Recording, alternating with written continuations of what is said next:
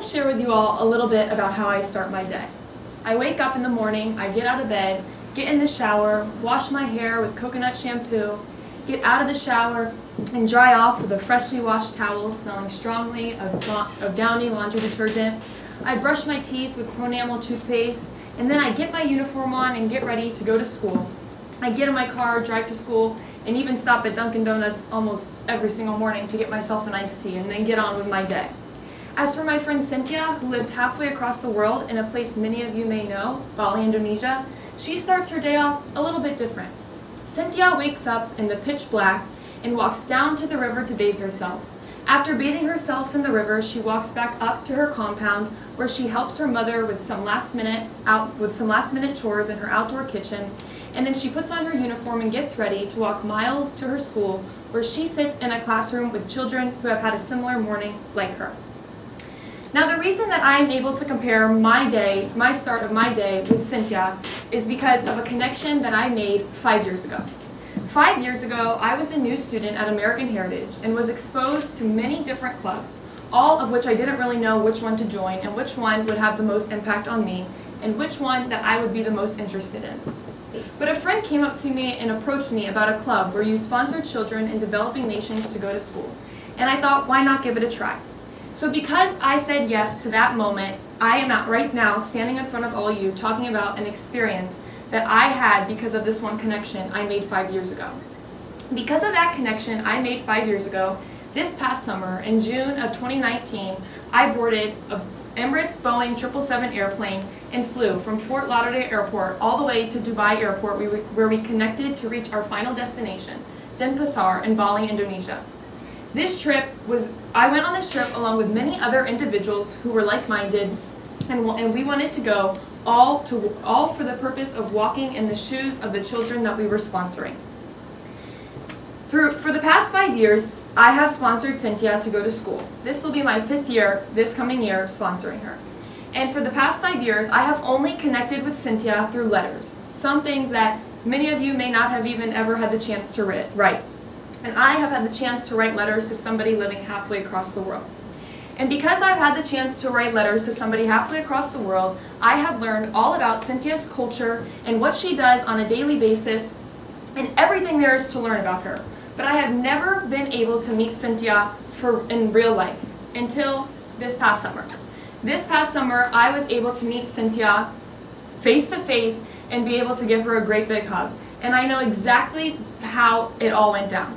I was standing outside of this temple-like structure and my heart was racing, and all these things were going through my head of how I was going to react and how I was going to see her for the very first time. Yes, I had known so much about her, but I had never seen her in real life. I had talked to her through letters and I had seen her artwork, but I had never been this close to her.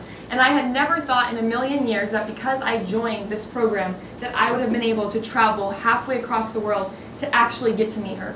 So as soon as I entered through those double doors, I turned the corner, and as soon as I turned the corner in that building, I saw her eyes meet mine, and her smile was from ear to ear, and her eyes lit up as I walked towards her.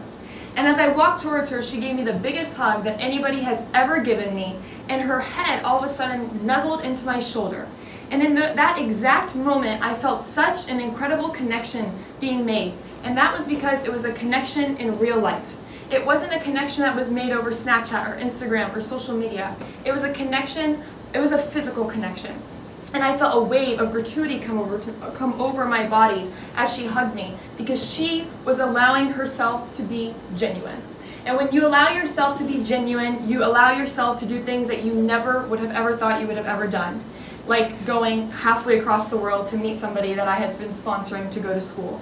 By being genuine, you allow your love to show, you allow yourself to show raw emotion, and you allow yourself to laugh when you want to laugh or cry when you want to cry.